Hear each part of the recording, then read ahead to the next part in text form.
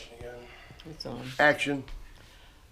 I was going to tell you about my dad, your grandfather, Mm-hmm. your great-grandfather. Oh, wow. It just dawned on me. Right. Anyhow, he was a college professor. He was at Loyola University when I was born in Chicago. And he decided that he wanted to go to New York or to Hollywood and try his hand at directing movies. So we all moved to, there were 6 of us, 6 kids now, and we all moved to California. When we lived in California for 3 years, while he tried his hand at getting in the movies, but my father was too moral of a man to make it in Hollywood. Hollywood was very loose in a lot of trades and a lot of morals and a lot of things, double crossing and Kick the guy off the ladder to get his position. yeah, yeah. So anyhow, we moved. We lived in a haunted house when we lived in Tell us about California. that. And then we went to, after 3 years, he decided, they asked him to move back to Davenport, to St. Ambrose, where he graduated from in college.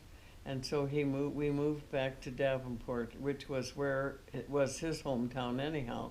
He was born in Davenport.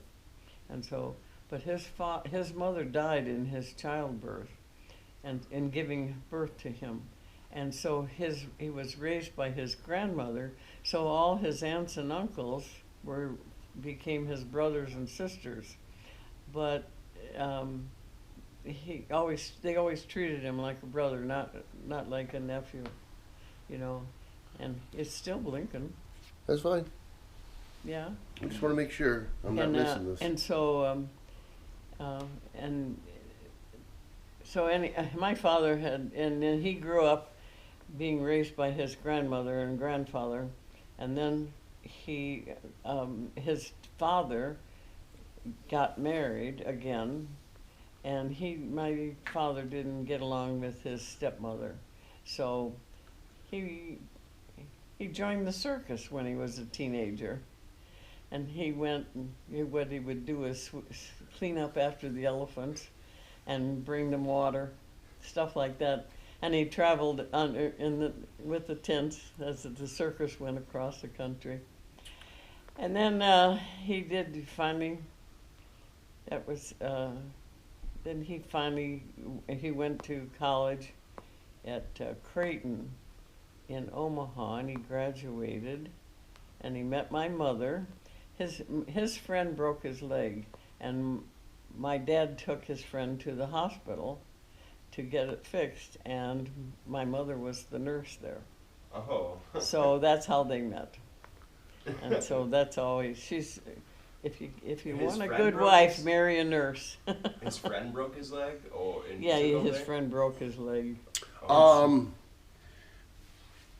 Wasn't Spock from Star Trek, Leonard Nimoy, one of his students once? I think he might have told me that himself. He knew that one. Oh yeah, Leonard Nimoy. Leonard Nimoy was when he was teaching in California.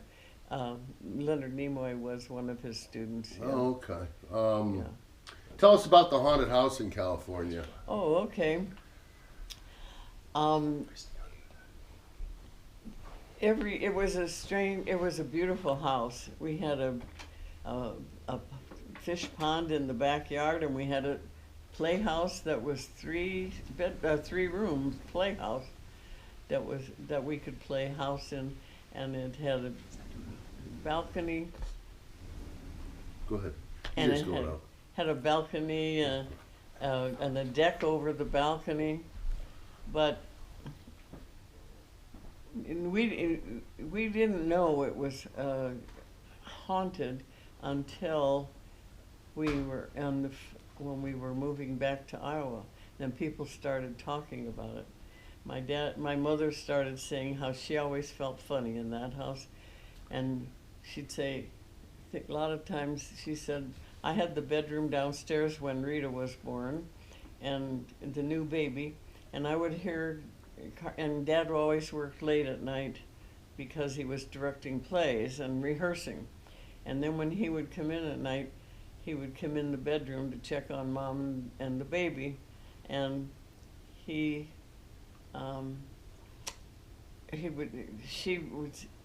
my mother would say, "Charlie, is that you?"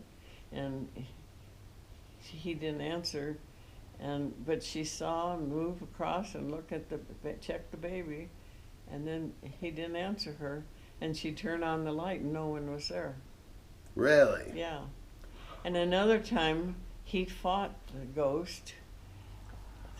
He fought the ghost and went through a French door off of his bedroom onto the balcony, and he broke all the windows and got all cut up. And there was no one there. And my sister Pat was sick. She was in 8th grade, and she was sick one day, and she she thought she heard mother drive up in the car after dropping the kids off, and she heard footsteps coming up the stairs, and so she said, I was up out of bed because I was homesick from school. And she said, and I didn't want to get caught out of bed. So I quickly crawled back in bed, and I laid there and waited, and the footsteps came up the stairs, and then they came down the hall, but nobody said anything, and nothing happened. So I got up and looked, there was no one there. And so they were telling all these kinds of stories as we were coming back when we moved away. Nobody talked about it when we were there. But the next door neighbor had told my mother somebody that lived there was a doctor who had killed his wife in the attic. And so that was the story. Didn't the neighbors also say to you that you lived there longer than anybody's rented that house for? Yes, nobody's lived on it longer than us. So we lived there 3 years. It's the power of religion. But people did get out. Oh, But you know, it was interesting. It was at the foothills of the mountains, and I have remembered distinctly seeing the mountains on fire, a forest fire on the mountain. And another time, I do remember they had a flood, and the water's coming down the mountains. And I remember my dad. That's the first time I ever saw my dad barefoot. He was out with his pants rolled up, with a shovel. He and the neighbor were trying to divert the water, make a channel for the water to come down so it wouldn't get in the houses that was pouring down from the flood on the mountain. And I remember seeing my dad barefoot for the first time, but I was only 5 years old. Did they succeed in diverting the water? He was trying to. No, did it work? Yeah, it worked, because we still were in the house. We didn't have to move out of the house at that time. Oh, okay. What town did you live in California? What town? Glendale. Glendale. Okay. Glendale, California. It's right outside Los Angeles. Okay. So anyhow, then we decided to move back to Iowa, and. Now, Grandpa, I was here one day about a year ago, and it's hanging in my living room. And what it is you said, hey, you can have any of that stuff in that pile there. So I was flipping through these pictures and everything, and I grabbed some stuff, got some pictures of the triplets, got a couple of Mimi, and then got one of Dad. And then what happened was I come across a picture, and it was a young kid in total blackface. It was a promotional. It was a portrait. A portrait done by a professional studio, and the portrait was about the name of the character was written on the back, and the name of the play was written on the back. Well, and that person in that blackface, turns out was blackface, and he had ratty old clothes on and everything. And all of a sudden I asked Mom, who was that person? Who was that person in the video? That's my father. he had, when he was a teenager, one of the jobs he had was a minstrel show, and he had a blackface act that he put on. And it But was of course about, nowadays that's Yeah. oh, you Can't can't do do that that, you anymore. can't do that. It- But my father Go was black not a and we got racist something. at all. Yeah. It's just that that was the way thing. I remember blacking up our faces with chalk or with a burnt cork when we went trick or treating. cheap costume, right? Yeah, right, we couldn't yeah. afford anything else. So okay, so going back to that photo, didn't he have his own one man play, and it was about a chimney sweep, No, Chimney it was the boy's name. Chimney. and he was a chimney sweep. Chimney. Chimney. Chimney was the Chimney. boy's name. I think it's written on the back of it. Yeah, I can't remember off the top of my head. That was the boy's name, but that was really my dad. That was his stage name, Chimney. Yeah, so I went out and I double matted that thing, and it's hanging right in my living room, Yeah, and I'm it so is. proud that it's my grandfather. Not because he was, You got that. not because of that, but because he had the gut, not because of the blackface, but because he had the guts to be a one man show Yeah, in front of a it crowd. was like a vaudeville show. Yeah, and it was about this chimney, the characters take on the world, a humorous take on the world. So it was a comedy. Yeah. Yeah, so that's why it hangs on my wall, because it's him at 16 to 18, I'm guessing, by the Trying to make picture. And I will share that with you folks here on Matt Mooney's Mooner 8180 YouTube show. So anyhow, go ahead, Mom. Ben, you got a question for her? Trying to think of the times. Yeah. So, did you live through the Dust Bowl then, or were you still in like Davenport when that happened, or were you already in California? The Dust Bowl was all over the West. California to Illinois. What year was that? Do you remember? And I was Late born- 30s. But I was born. That was in 1934 when I was born, Yeah. and that went on for almost 10 years. Okay. It's in fact I just finished a book about it. It's Yeah, I know. I was reading the back of it over there. Oh, okay. It's a good book I think I came because it across it. describes what people had to put up with during the Dust Bowl Yeah. and how the crops were ruined because of the They dust. destroyed the land. Yeah. And But that was a bad year for America. And then, of course, we had we had the Depression, so everybody's poor. And then we had World War II. I know. With all the adversity we faced, I can't believe we had World War II. What was it like living through that? World War II, well, it was really sad listening to the radio about how the Japanese bombed Pearl Harbor. And that was the biggest scare, and that's what brought us into the war. Roosevelt didn't want to get into World War II that was going on over in Europe. In England wanted us to get with them, and France wanted us to get with them to fight against Hitler.